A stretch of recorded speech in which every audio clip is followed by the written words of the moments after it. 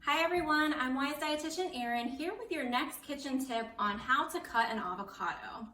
So first up, when you're choosing an avocado, you want to pick it up and give it a gentle squeeze, and ripe avocados will give a little bit to that nice gentle pressure.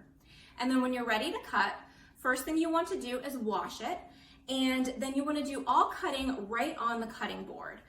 So with a knife, we're going to start at the top and slice lengthwise down the middle and work your way around the pit. And then you can see there's a pit on one side, and then the green part is the edible flesh. So with a spoon, you can scoop out the pit nice and easily, and then scoop out that green flesh. And you can slice it, dice it, mash it, and incorporate it into your favorite recipes for a heart-smart nutrition boost. So hope you enjoyed this tip and you can use it next time you're cutting and choosing your avocados. And stay tuned for our next kitchen tip. Thanks for watching.